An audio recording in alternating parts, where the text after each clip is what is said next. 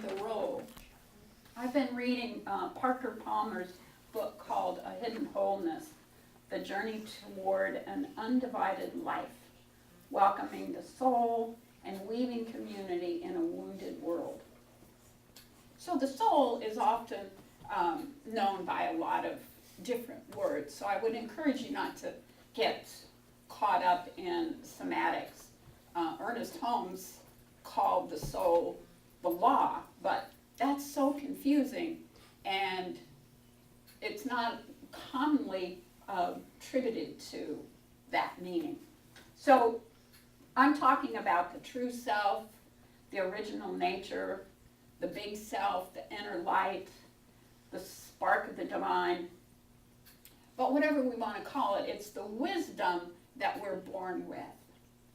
The part of us that is the being in human being.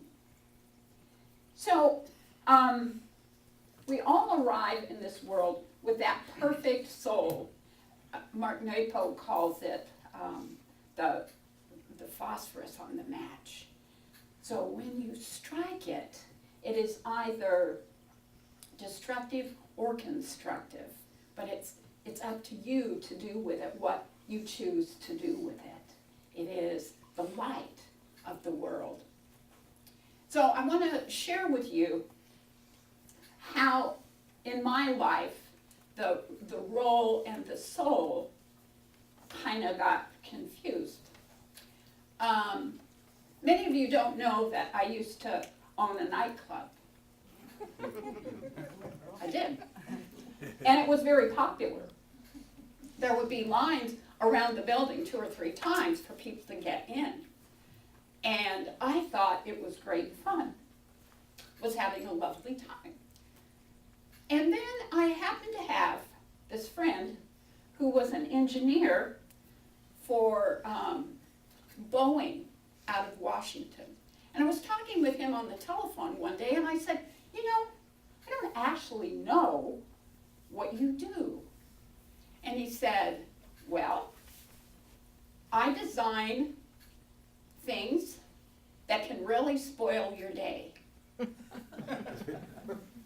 He was designing bombs. And I, in this way, said, well, both of us are morally bankrupt in our livelihood. I could know that for him, but it came out of my mouth that I was also out of my personal integrity. And so I started paying attention to that. I was doing legal things, but was I in alignment with my moral belief system? And I was not. I started watching people that would drink and drive. I started watching people that were cozying up to those that were not their partners. Infidelity. I started then noticing that there was a lot of drug action and a lot of prostitution. And that, I knew, was not who I was. And even though I was raised in an essentially secular family, I was deeply spiritual. I knew that I came into this world that way. And I don't know where I learned it. It was just how it came to me. So life happened when I started noticing that I was out of my personal integrity. I was out of alignment with my divine nature. And stuff happened and stuff happened. And here I am. I believe myself now to be in alignment, but it took a while. It took a lot of life sort of drop kicking me into this place. Now, I may not be alone here. Perhaps you haven't been as far out of your personal integrity as I got to be. But I think that what happens is, to so many of us, we take our spirituality and our divine connection and we put it in the back of the closet, or we hang it up, and we just tend to ignore it. We get busy with our lives, and we forget that connection of who we are in truth. Thomas Merton said, where does he say it? Most of us lead lives of self-impersonation. Most of us lead lives in self-impersonation.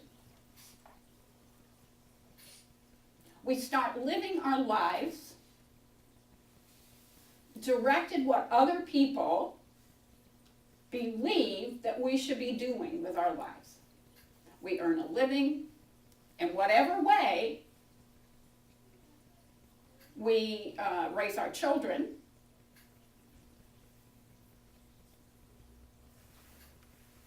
We step away from and we forget the truth of our being. That we absolutely acknowledge when we are children, and then we forget it. I prayed every night before I went to bed. None of my family did that I know of. When I was a little kid, I was probably, I don't know, I'm going to reveal my age here to you. Like I haven't before. The television would go off at night. And there would be a test pattern, right? Right. Yes. Well, in Albuquerque, where I grew up, so some of you remember the test pattern. Jan is not laughing. She does not know. Who doesn't know? Jan does not know. Oh. Jim doesn't know. Okay, there didn't used to be 24-hour television, okay? It'd go off the air at 10 o'clock. I grew up in Reno. I thought everything was 24 hours. Yeah, everything was 24 hours. Well, there's that. So in Albuquerque, before it would go off the air on the one channel, there would be a recording of some actor whom I don't know, who would read the prayer of St. Francis, or speak the prayer of St. Francis. So I would get up at night and go listen to the prayer of St. Francis. And being very dramatic in probably my preteens, I would cry. So it's not new, see? Lord, make me an instrument of grace. Grant that I might not so much seek to be consoled as to console. You all know it. It's a beautiful prayer.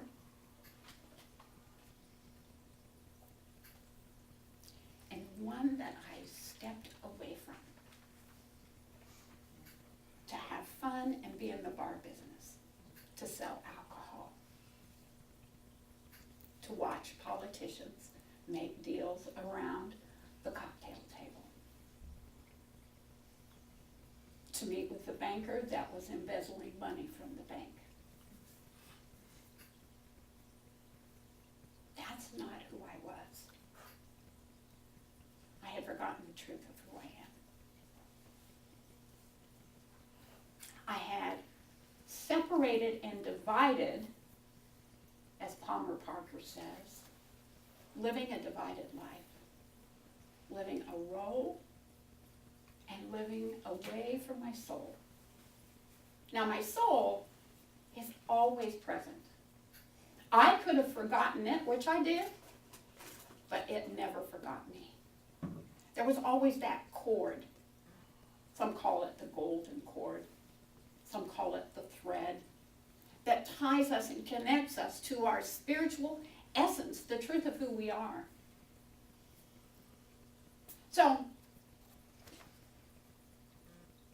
what happens when you do that? You begin shrinking internally. And what do you do to prevent it or to reconnect with the essence? First thing is to acknowledge it. To acknowledge that separation from the divinity that you are, from your soul. And by recognizing it, which is what I did, much to my surprise, was like the universe had gone, listen to yourself. When I acknowledged it and I started paying attention to the way I was away from my divinity, then I could start moving closer and closer to myself, to the truth of who I was. And that was the journey that brought me right here today. If, when I had been owning that bar, somebody had said to me, you're going to be a minister. Are you kidding? Don't you know? You gotta be kidding. But some part of me knew better. Some part of me stepped up to be connected with my soul, the essence of who I am, and guided and directed me here. If I'd set out to do that, oh my goodness, what a mess I would have made.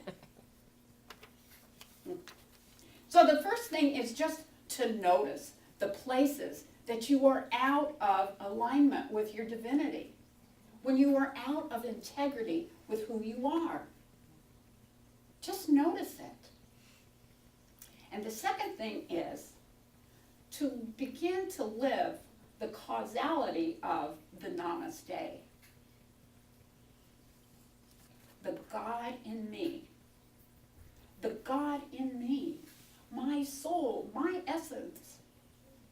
That higher power, that connection with all that is, that God in me recognizes and acknowledges the God in you. And from that place, then I effortlessly move into integrity, to my higher self, my alignment with my divine being. Just noticing where I'm off kilter causes me to come back into my wholeness. Some people call it the godometer.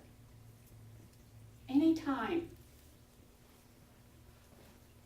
that I am acting, that I'm living my life, and I check in with myself, and I notice there's a going on here, I know that I have stepped off center. And then I can call myself back. Buddha said this. He said, your work is to discover your work.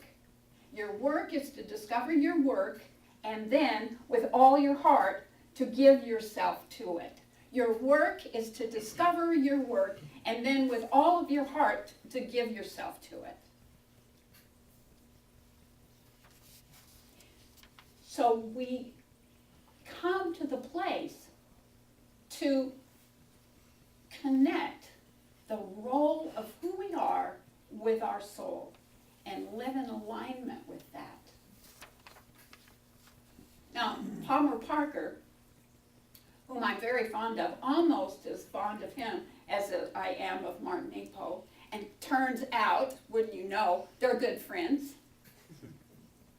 Palmer Parker is an educator, he's a Quaker, and he's a poet. And he talks about living a life that is front stage. The face that we put out into the world. And then living a life that's the backstage. The part of us that is in alignment with our spirituality. And then combining them infinitely. So there's no difference between the way I face the universe, the way I face the world, the way I put myself out there, and the way I live my life in here. It's infinitely connected. Now I'm going to be talking about his book for the whole month, and he does have other solutions. But for this week, I would invite you to pay attention to where you are living yourself and your life out of alignment with the truth of who you are. Now, as I said, probably none of you are as radically off base as I happen to allow myself to be. But I would guess that all of us have little places in our lives that we are not living in alignment with our spiritual and our soul truth. Maybe places that you're in relationship, that you're not totally honest with yourself or with the person that you're in relationship with. Maybe it's your work. Maybe you're earning your living in a way that doesn't serve your soul. Maybe your family is out of alignment. I don't know. I just invite you to take a look at how the front stage, the front of your life, and the backstage, the truth of your life, how it's in alignment. And from that place, then, allow yourself to connect with your soul. And we connect with our soul when we pray. We connect with our soul when we're quiet. I watched a TED Talk thing, and this monk talks about just taking 10 minutes to be quiet, to heal your life. Now we seem in this group of people to think, ooh, we need to meditate for like 30 minutes and be in prayer and then it gets to be heavy and it gets to be a task, and then we think, oh my goodness. So we are making it a chore. It gets to be hard work. And the truth of the matter is, all we have to do is sit. We don't have to pray. We don't have to meditate. We don't have to do anything except not do anything for 10 minutes. And we get called back into alignment. Looky there now. So glad to see you, ladies. Hi. Hi. They're back into alignment.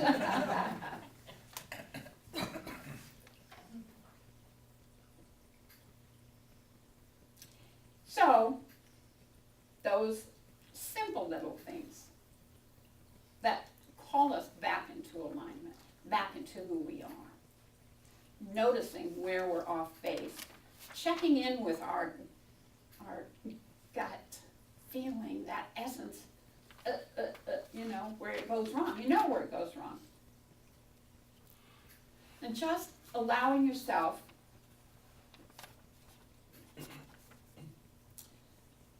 to live from that namaste place, to begin to live from the truth of who you are. And then allow the universe, that part of all that is, that you're connected with,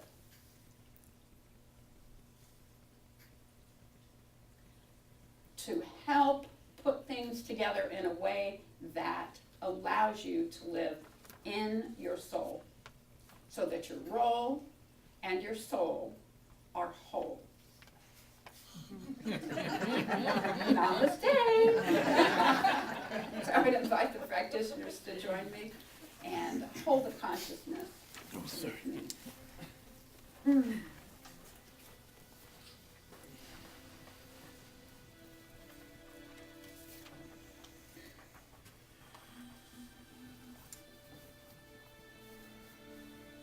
At this moment, I invite you to join with me to settle into that place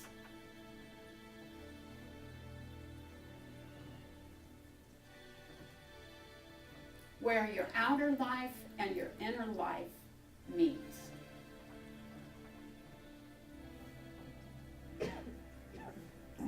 Where you allow yourself to be in alignment and in integrity with the truth of your being.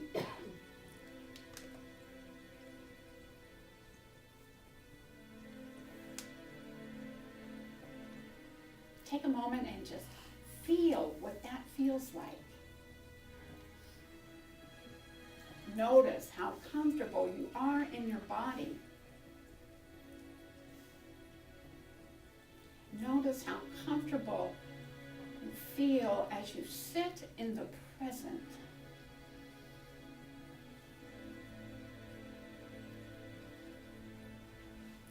This moment, this very moment,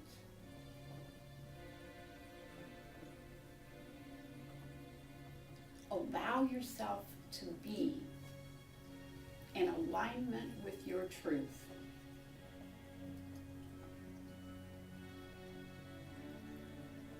And as you allow that for yourself,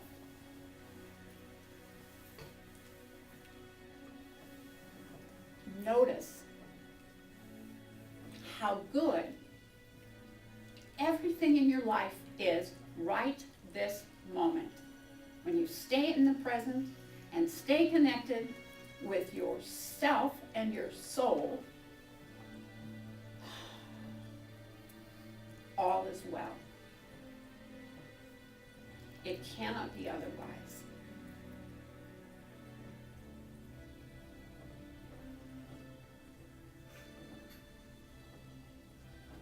I allow myself to relish that knowing and that feeling. I allow myself to celebrate the wholeness of this moment.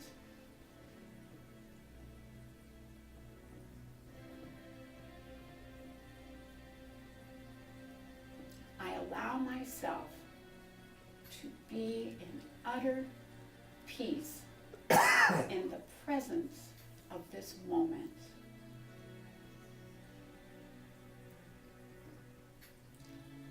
Knowing I am whole, I am perfect, and I'm complete.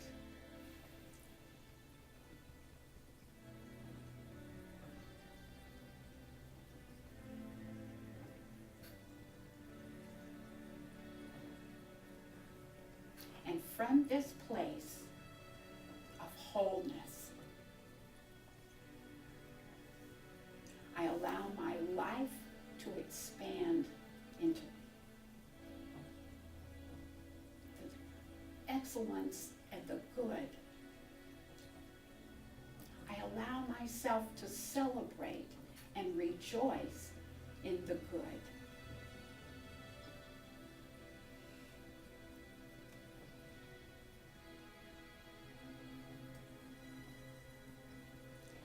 And so with deep reverence just give thanks for it.